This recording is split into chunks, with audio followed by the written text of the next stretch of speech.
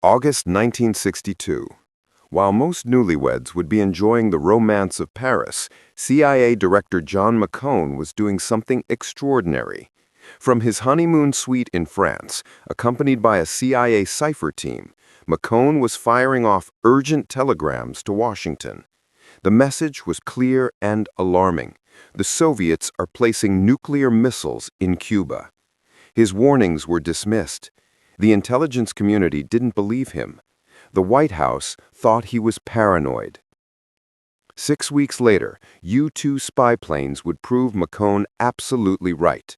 The world would teeter on the brink of nuclear war, and President John F. Kennedy would face the gravest crisis of the atomic age, one that McCone had predicted with uncanny accuracy but couldn't convince anyone to prevent.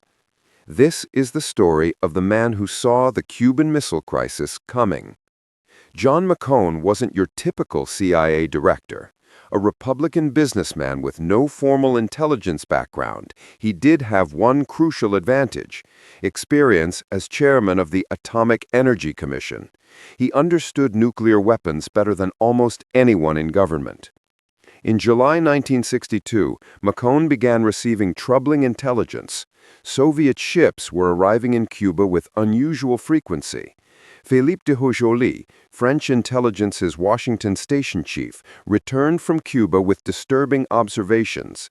Soldiers guarding caverns with large holes drilled through cave ceilings, big enough to hold missiles aimed at the United States. Then came the U-2 photographs from August 29th, showing surface-to-air missile sites being built across Cuba. To most analysts, SAMs meant defensive weapons, but McCone saw something else entirely. Why send such sophisticated anti-aircraft missiles unless the Soviets needed to shield something far more valuable from American reconnaissance? On August 10th, McCone wrote a memo to President Kennedy making a stark prediction. The Soviets were preparing to introduce ballistic missiles into Cuba, strategic nuclear weapons that could strike American cities within minutes. It was an audacious claim. The prevailing intelligence assessment was clear: Soviet leader Nikita Khrushchev would never be so reckless. McCone's timing was terrible. On August 23rd, just days after his warning, he departed for his honeymoon in Paris. But he couldn't let go of his suspicions, bringing along a CIA cipher team. On September 19th, while McCone was still in France, U.S. intelligence produced a special national intelligence estimate, the government's official assessment. The conclusion was definitive. Installing ballistic missiles in Cuba would be incompatible with Soviet practice to date and with Soviet policy as we presently estimate it. From Paris, McCone fired back his famous honeymoon telegram dated September 20, 1962. He insisted the CIA remain imaginative when analyzing Soviet weapons policy towards Cuba. The massive influx of over 6,000 Soviet troops, the SAM sites forming a protective umbrella, the pattern of ship arrivals at obscure harbors, none of it made sense unless the Soviets were hiding something requiring extraordinary protection. His warnings fell on deaf ears. Part of the problem was political. McCone was a Republican, and some suspected his warnings were motivated by partisan interests. But deeper was confirmation bias. The intelligence community had reached its conclusion.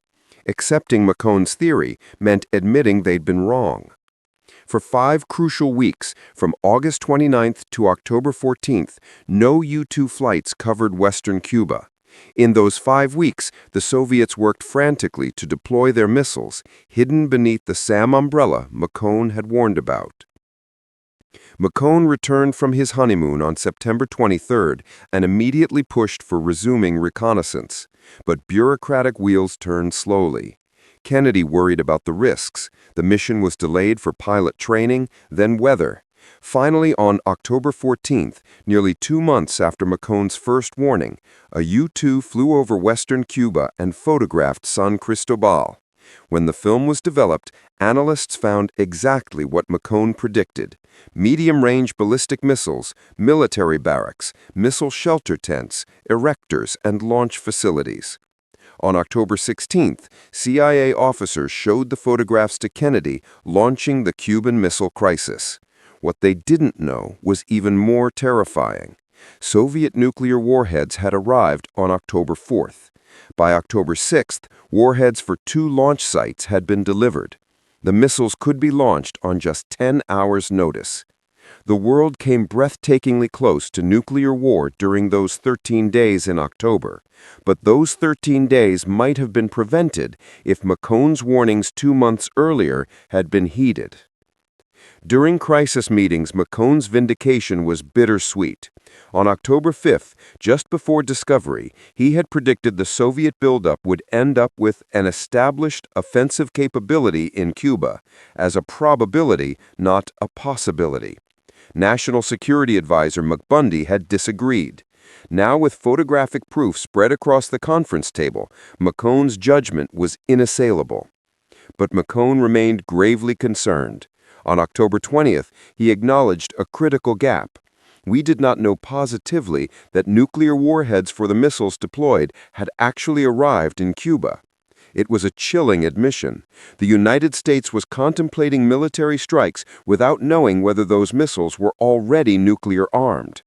Throughout the crisis, McCone's earlier vindication gave his voice unusual weight. He pushed for continued reconnaissance, warned against allowing SAM sites to shield future buildups, and advocated for aggressive action to eliminate the missiles. The crisis ended on October 28th, when Soviet leader Khrushchev agreed to remove the missiles in exchange for an American promise not to invade Cuba and a secret agreement to remove U.S. Jupiter missiles from Turkey. The historical verdict on John McCone is clear. He was right when everyone else was wrong. His analytical instincts, informed by his understanding of nuclear weapons, allowed him to see patterns professional intelligence officers missed. He persisted despite institutional resistance and political suspicion. The real question isn't whether McCone was right. History settled that. The question is, why did it take so long for anyone to listen? And what might have been different if Kennedy had acted on McCone's warnings in August instead of October? We'll never know if early action could have prevented the crisis entirely, but we do know this. In the most dangerous moment of the Cold War, when humanity came closest to nuclear annihilation, one man saw it coming. He warned his president. He sent telegrams from his honeymoon. He fought against institutional inertia and bureaucratic consensus. John McCone was the CIA director who saw the future and desperately tried to change it. That he ultimately succeeded in guiding Kennedy through the crisis is to his credit. That it took so long for anyone to believe him remains a cautionary tale about the dangers of dismissing inconvenient intelligence, no matter how credible the source.